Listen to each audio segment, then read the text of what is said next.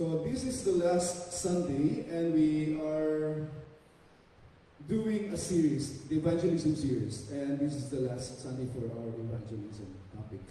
So the title for today is DNA. DNA. It's taken from 1 Corinthians chapter 9, verse 19 to 23. Are you ready to hear the word of God?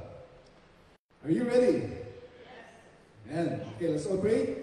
Father God, thank you for this opportunity that we are going to hear your message. And we'd like to pray for everyone. We'd like to ask for guidance, and we'd like to ask for your special anointing, Lord, this afternoon. May we understand and may we see your message loud and clear as you give us your mandate, Lord, for us to share the good news of salvation. Help us to focus our hearts, our minds on your message. This we pray in the name of Jesus. Amen. Are you familiar with method acting? Method acting is when the actor is fully immersing himself to the character. Like in between takes, he will not act like his own personality. He will be acting like the character that he is playing. That is method acting. So one of the greatest method actors in Hollywood is Christian Bale. Are you all familiar with Christian Bale? Bale is willing to change his body, his appearance, his weight, and his whole identity to play the role, to play his role effectively. You know what? He went to the gym for the first time for his role in American Psycho. And he lost 60 pounds for his role in The Machinist. That he was so thin and appeared to be sick, then within a few months, he gained muscle to become the strong and powerful Bruce Wayne as Batman in The Dark Knight. Then again, he gained so much more weight to portray Dick Cheney in Vice and the con artist in American Hustle. So to be a convincing actor, Christian Bale denied his own comfort, eating or starving, exercising, resting, just to get into the minds and experiences of the characters he is portraying. He adapted to every role he played. Like Christian Bale, we as believers, we as Christians are called to transform our life for the sake of the gospel.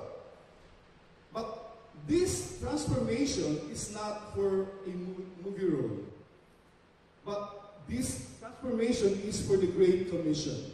Great Commission. We need to deny ourselves.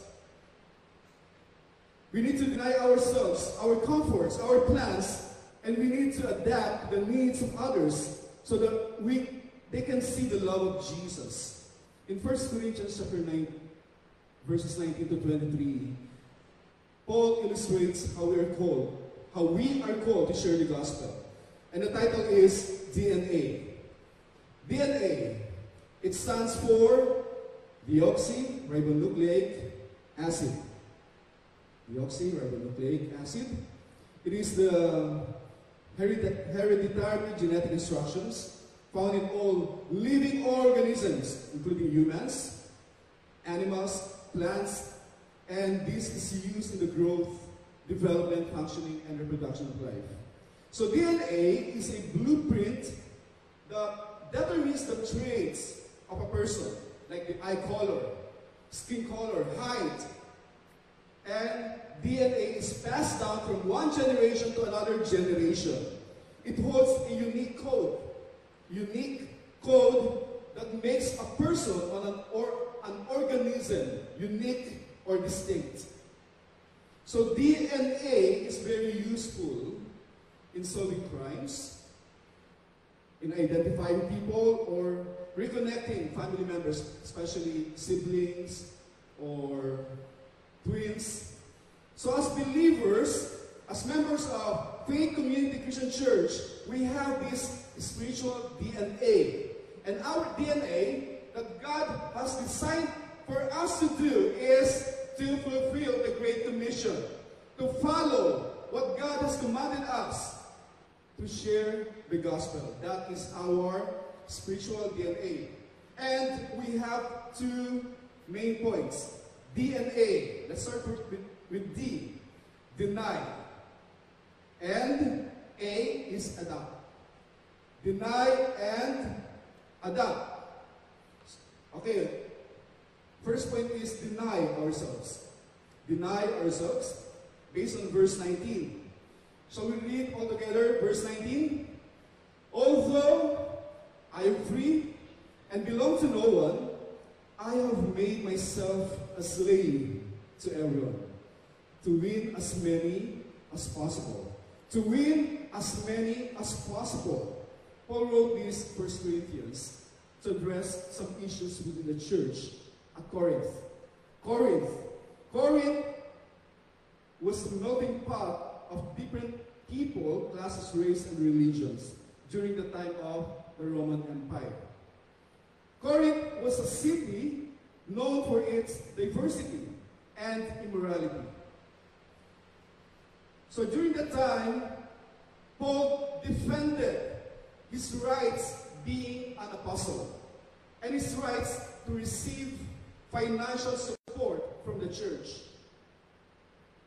So what he did is he voluntarily gave up these rights and became a slave.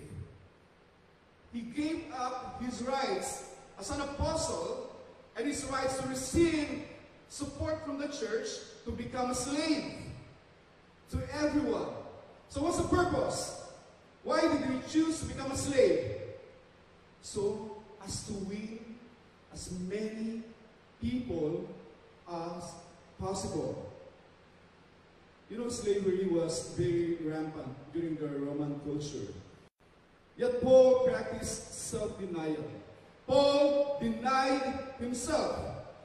So as believers, we have to emulate what Paul did, denying himself. So to become a servant to everyone, it means to become a slave to everyone. It means we need to deny ourselves and prioritize the needs of others over our own rights and comforts for the gospel. For the gospel.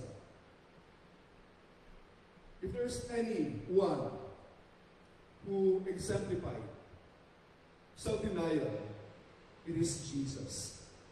Jesus showed self-denial throughout his ministry. Shall we look at Philippians chapter 2, verses 6 to 7?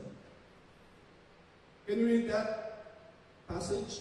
Verse 6, Jesus, who, being in very nature God, did not consider equality with God something to be used to his own advantage. Rather, he made himself nothing by taking the very nature of a servant, being made in human likeness. Being God, Jesus chose to be human. He chose to be slave for us to have eternal life. So Jesus denied his divine rights to fulfill his mission on earth. And his mission was to die on the cross to redeem us from our sin. That was the mission of Jesus. So he humbly stepped down from being God, from his heavenly throne, to serve humanity and sacrifice his life.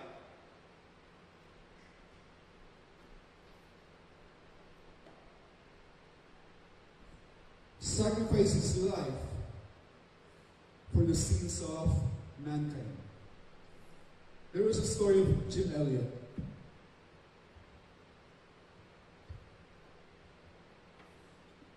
Jim Elliot was very young, full of dreams and opportunities, with the world at his feet. The promise of a comfortable life was in his hands. Jim Elliot had high education, a promising future, and a loving family. He just got married, and his wife, Elizabeth Elliot, was expecting their first child.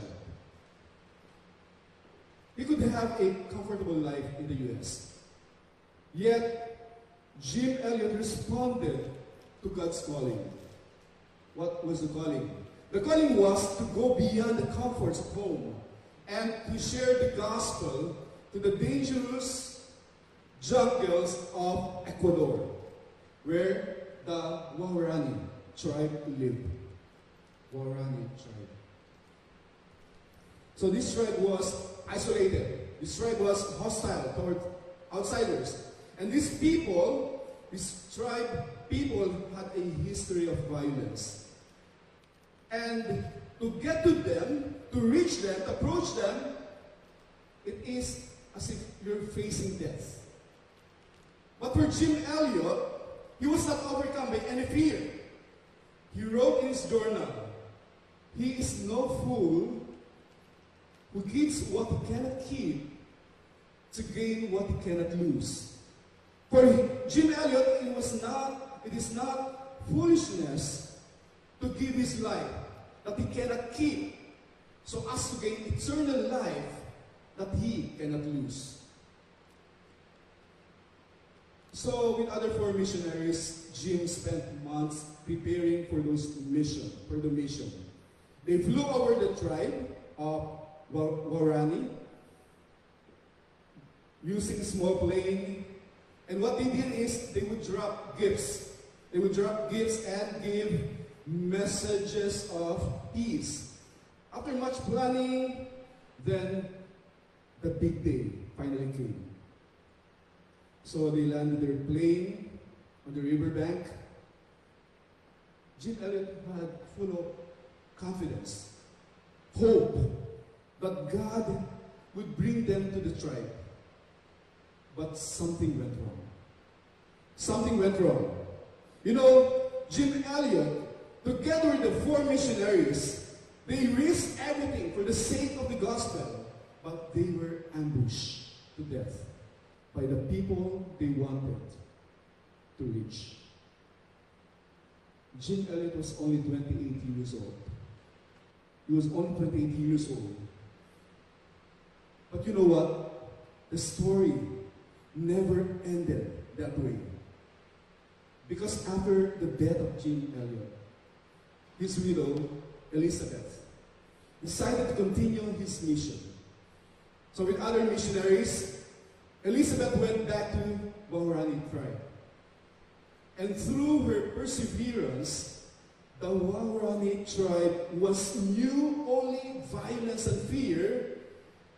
They came to know Jesus. They came to know Jesus. And some of the men who actually killed Jim Elliot, they became Christians. And they became friends of the missionaries. Through his sacrifice, we can see that his sacrifice was not in vain. His willingness to deny himself and to give up his life for the gospel led to the salvation of many people. A lot of people got saved. And it reflects Jesus' words in Luke chapter 9, verse 23. It says, "Then he said to them all, whoever wants to be my disciple must deny themselves and take up their cross daily and follow me." I'm going to ask you, what are we willing to deny for the sake of Jesus? What are we willing to deny for the sake of Jesus? Jesus might not be calling us to go to mission work, like what happened to Jim Elliot. But we are called to deny ourselves. We are called to deny ourselves for the sake of others. We are called to win souls for Jesus above our own comfort. to reach these people no matter what the cost. Personal testimony: when I arrived here in Canada, I learned to deny a significant part of my life. In the Philippines, I used to have a comfortable life.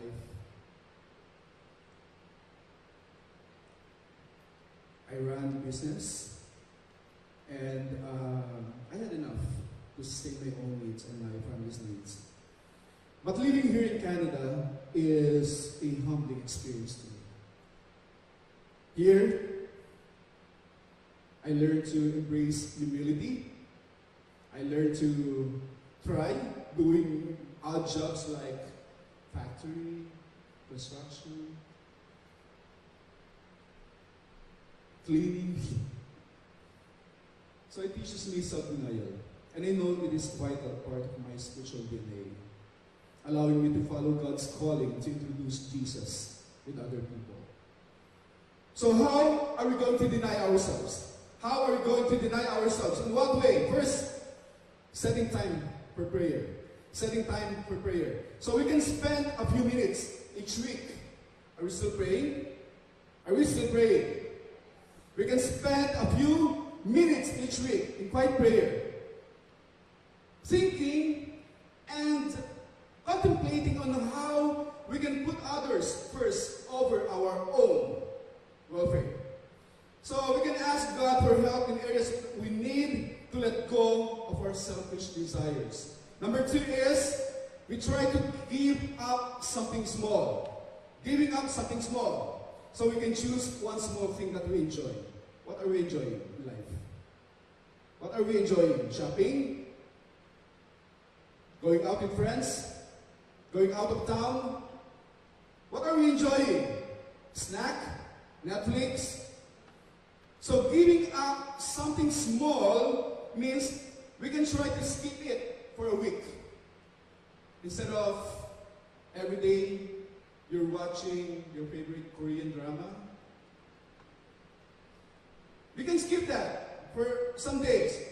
And we can use the time or the money saved to help someone else, to help others. Like buying a meal for someone who is in need. That is denying ourselves, denying our comfort, our usual routine. Number 3, listening more. Listening more when talking with friends or family, we can focus on listening instead of talking.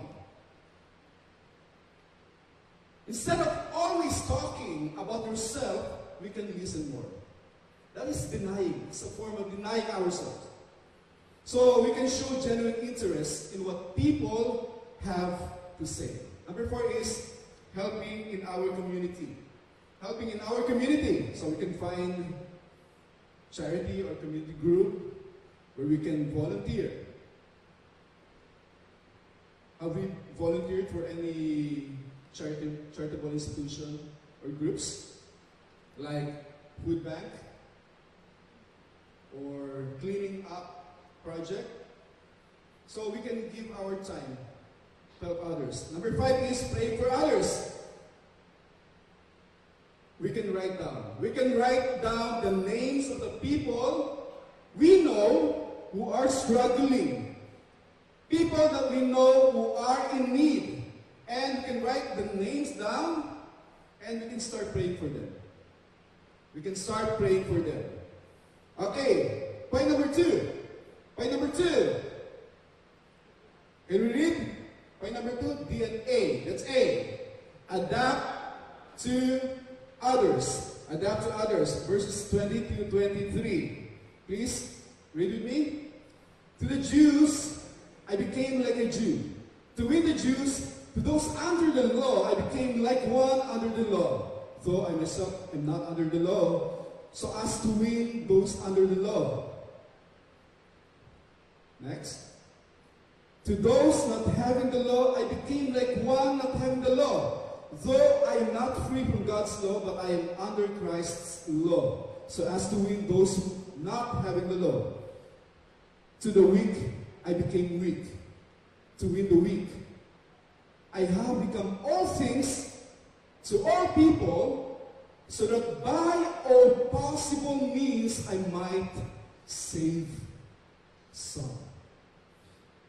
I do all this for the sake of the gospel, that I may share in its essence. That is what Paul did. He adapted to others' needs.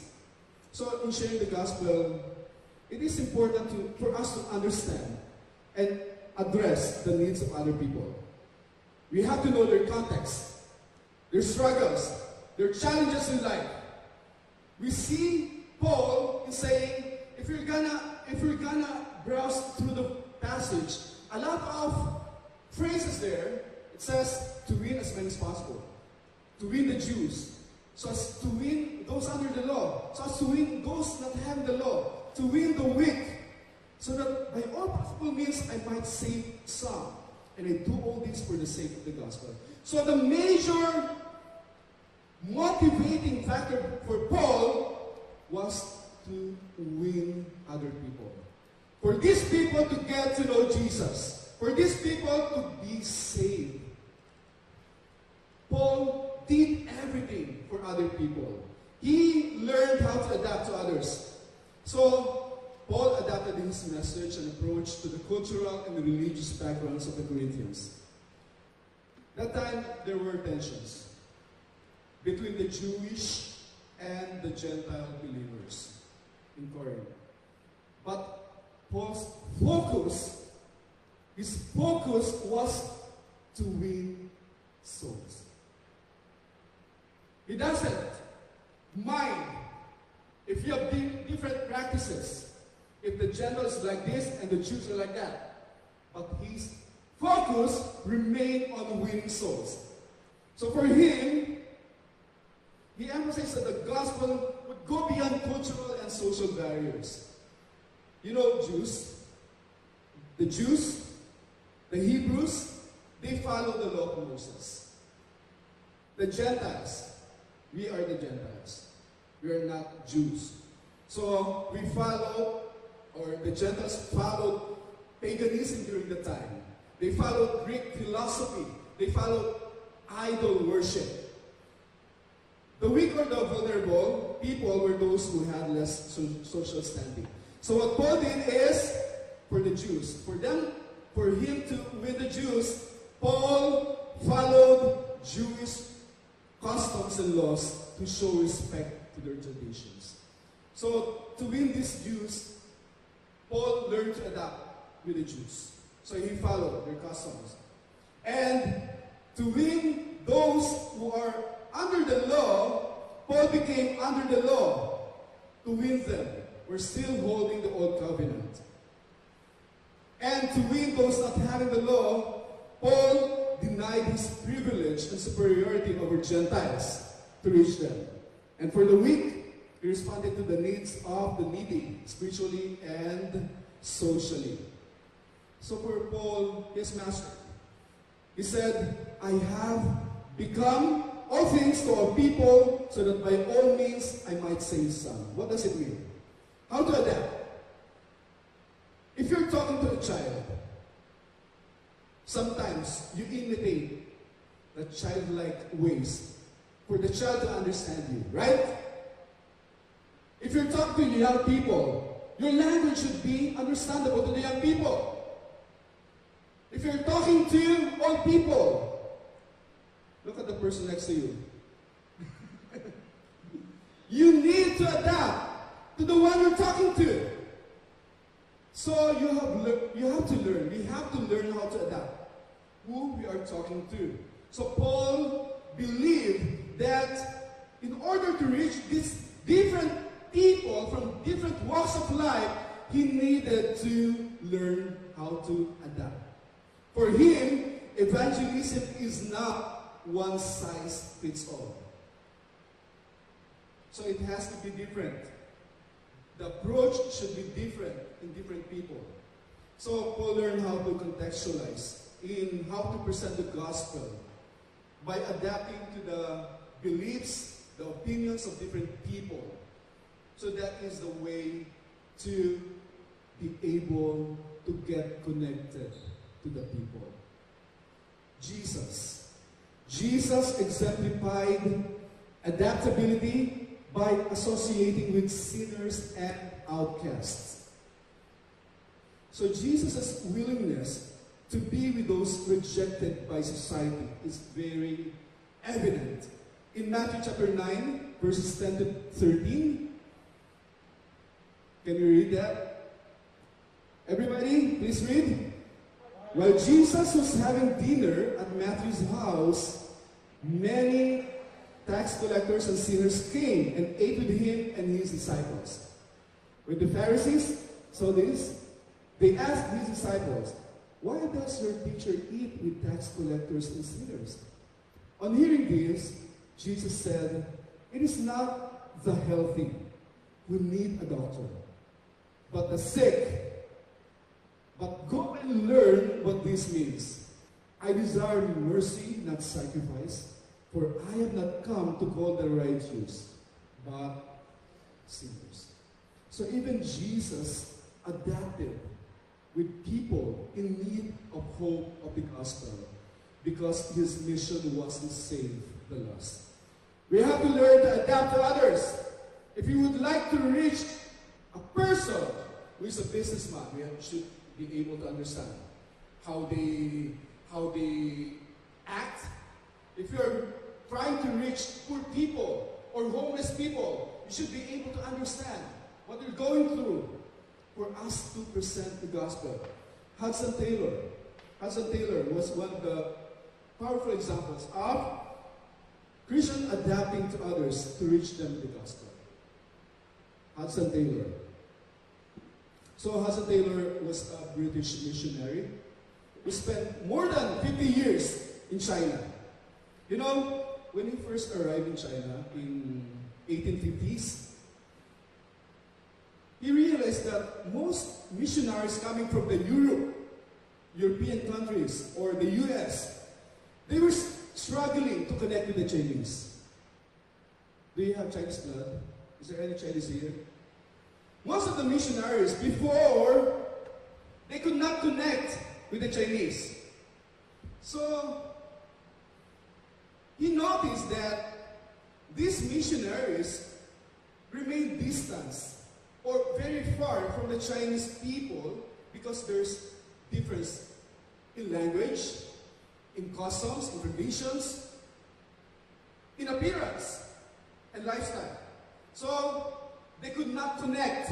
They could not adapt to these Chinese people. So what he did is, Taylor chose to fully adapt and immerse himself in the culture of Chinese. Wait, Jeff, what is the culture of Chinese? So Hudson Taylor learned, I don't know if it's Mandarin or Hokkien. He learned the language of the Chinese fluently. He dressed up, wearing Chinese traditional clothing, and he even adopted a local hairstyle. You know, what's a local hairstyle Chinese? Shaving, right? Shaving. There's a pigtail. What do you call that? Cube? So, at first, Hudson Taylor was criticized. He was criticized by other missionaries. Why are you doing that? It looks weird. But Taylor knew that in order for him to introduce Jesus to the Chinese, he had to adapt to them. So he learned their culture. Hudson Taylor respected their customs. And he was able to build genuine relationships with the Chinese. And this allowed Taylor to effectively share the gospel with the Chinese. And through his efforts, thousands of Chinese people came to know Jesus. And Taylor's mission in China, Inland Mission, became one of the most successful Christian missions in history. Imagine that.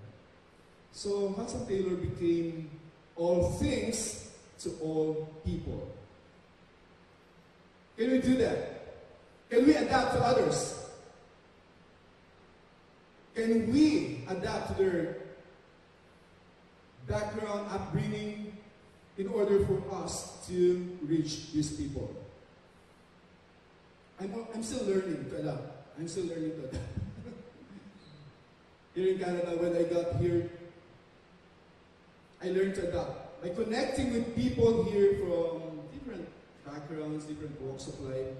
So, I'm still learning to understand different people. If I'm talking to all people, I need to relate to them. If I'm talking to the youth, I have to understand what they're going through. So, I'm still a work in progress. But here in Canada, I learned how to be flexible in my approach to evangelism. So, by adapting to others, it opens many doors for me to have conversations with some members here. So, I'm learning to fulfill my spiritual DNA, which is to share the gospel. How do we adapt as Christians? How do we adapt? First, learning about other people. Are we interested, even interested to learn about people? Do we care about other people? Or what we care for is just ourselves, our family? Do we care for others? Do we even think of others? So learning about other people. We have to take time to understand others so we can connect and share the gospel with them. Number two, reaching out to someone new. Every time we meet people who are new, let's try to make an effort to introduce ourselves. As family of FCCC, every time we see different faces here in our church, let's try to make some effort to reach out to them, to talk to them, to learn about them. So let's invite them for lunch, so for us to know more about their life. Number three, offering to help. Offering to help. Let's try to look for simple ways to help people around us. If we see a neighbor or a friend carrying groceries or heavy loads, let's try to offer or lend a hand, a helping hand. In that way, we are learning to adapt. Number four, having open conversations. Every time we meet someone with different beliefs, let's try to listen to their story. Let's try to listen to them without judgment. Then, we can share our faith, how the Lord changes our life. In that way, we can have connections with them. Number five, doing small acts of kindness. Always look for little ways to brighten someone's day. How do we do that? Every time we meet, oh, your smile is very beautiful. It's contagious. You look so beautiful today. Are we doing that? Somehow, it brings joy to the person that we are dealing with. Right? So let's try to do some small acts of kindness. Let's always look for little ways to brighten up the day of this person. It could be a compliment. We can write a note. You know, these simple acts can make a lot of difference. Let's spread kindness to everyone. Shall we spread kindness to everyone? Bring positive outlook to those people that we are encountering. Next is introducing people. If you know someone who feels alone, like me, if you know someone who feels alone, introduce them to your friends. Right? Hindi yung bahala ka sa buhay mo. Manong ka dyan. I don't care. So let's try to help create connections with our community so that these people may feel that they are valued. So, again, DNA is deny ourselves and adapt to others. If we're planning to reach other people, we need to learn that. We need to learn that. Deny ourselves and adapt to others. Are we willing to deny ourselves? Are we willing to deny some part of our life? Maybe food. Who's willing to deny your eating habits for a time, just for you to be able to reach other people? We can deny our luxurious shopping for other people, right? There's a lot of people there who need our help. Let's try to be sensitive with others and try to adapt to their needs. So we'll stand and let's sing our theme song for the month.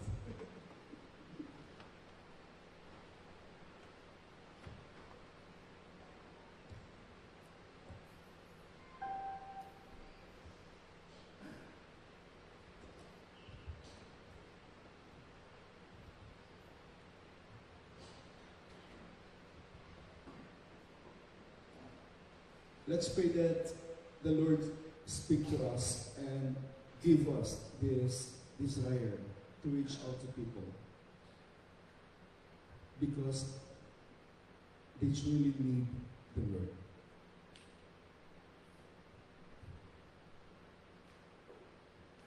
If you want to have small conversation with me or with the leaders here, you can invite us so we can talk about Jesus in case you are interested, so that you may learn more about the goodness, faithfulness of the Lord.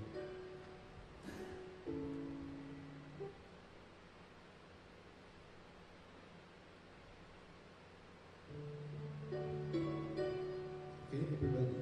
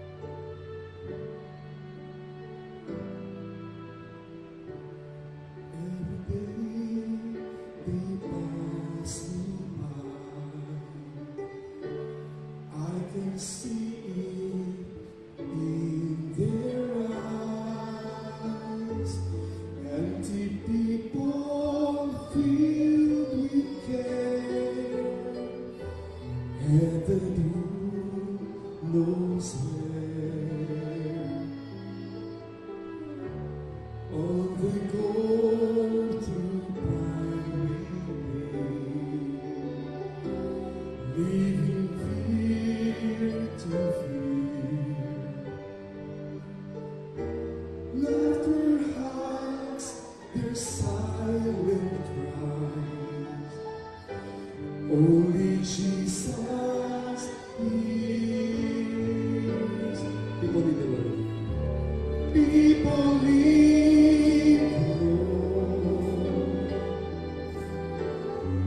People need the Lord. At the end of broken dreams, He's the open door.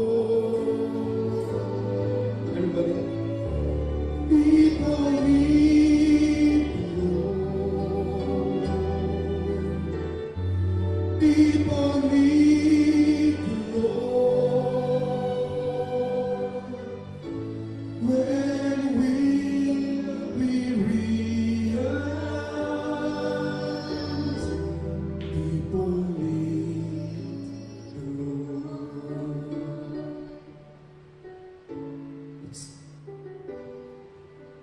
continue to reach out to people and make this be our prayer. We are called to take His light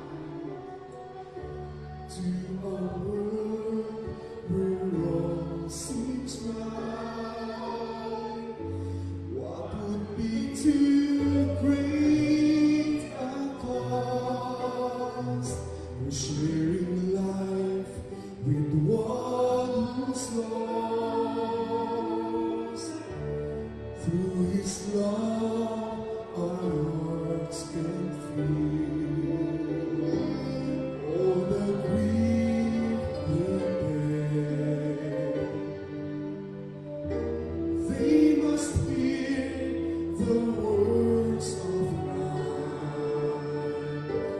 Only we can share. Everybody, people need the Lord. People need the Lord. At the end of broken dreams is the open door. People need the Lord. People need the Lord. When will we realize that we must give our lives for people need the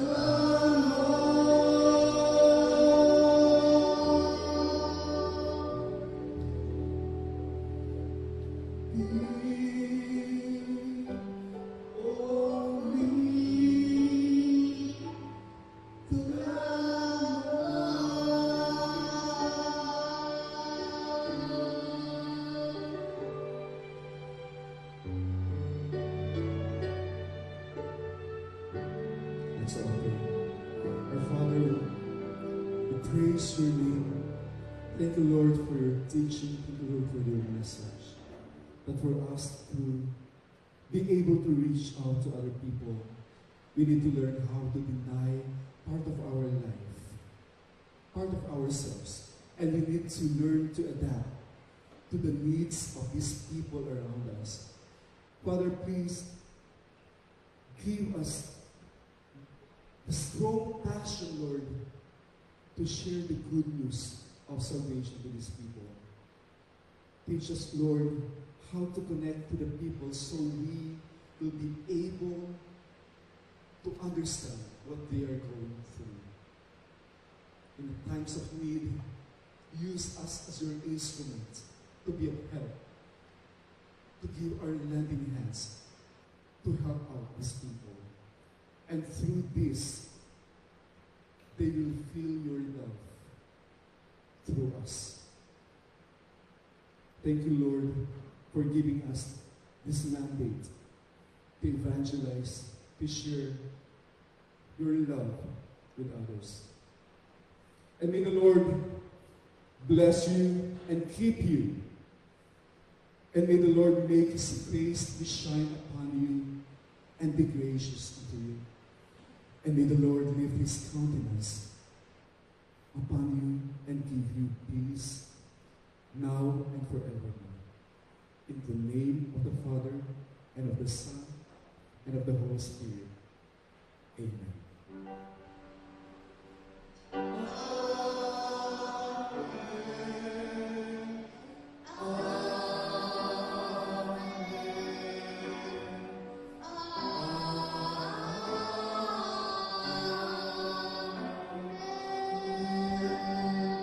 God bless everyone, and let's greet one another. God bless.